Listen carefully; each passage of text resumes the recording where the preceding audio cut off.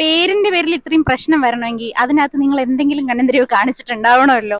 ഒരു പേരിന്റെ പേരിൽ ഇത്രയധികം പ്രശ്നങ്ങൾ നടക്കുമ്പോൾ ആ മൂവിയിൽ അഭിനയിച്ച ഒരാൾ നമ്മുടെ ഒപ്പം ഇന്നുണ്ട്, രതീഷ് കൃഷ്ണൻ. ഓക്കെ, അപ്പൊ ബാക്കി എന്താണ്, ഏതാണ്, എന്തുകൊണ്ടാണെന്നുള്ളത് ചേട്ടന്റെ അടുത്ത് തന്നെ നമുക്ക് ചോദിക്കാം.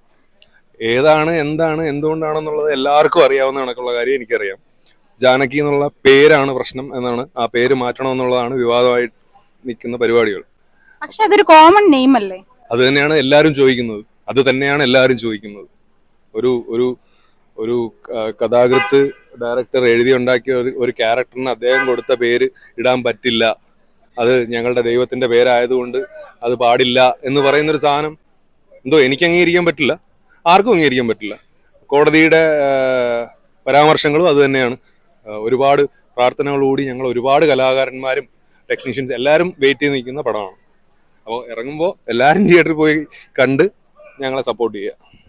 ഒരു പേരിന്റെ പേരിൽ ഇത്രയും പ്രശ്നം വരണമെങ്കിൽ അതിനകത്ത് നിങ്ങൾ എന്തെങ്കിലും കണ്ണന്തിരിവ് കാണിച്ചിട്ടുണ്ടാവണമല്ലോ. അങ്ങനെ വല്ലതും ഉണ്ടോ? അല്ല, അങ്ങനെയുള്ള ചോദ്യം എല്ലാവർക്കും ഉണ്ട്. പടം കാണുമ്പോൾ നിങ്ങൾക്ക് അറിയാമല്ലോ കണ്ണന്തിരിവ് വല്ലതും കാണിച്ചിട്ടുണ്ടോ ഇല്ലയോ എന്നുള്ളത്.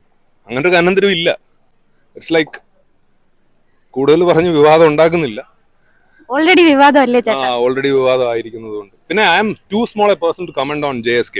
Janaki versus state of Kerala is like way above my pay check grade എന്നൊക്കെ പറയത്തില്ലേ, അതാണ് സംഭവം.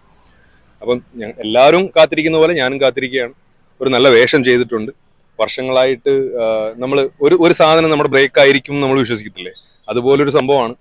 അപ്പം പ്രാർത്ഥനകളോടുകൂടി JSK റിലീസാവാൻ ഞാനും കാത്തിരിക്കുന്നു, നിങ്ങളെല്ലാവരെയും പോലെ തന്നെ.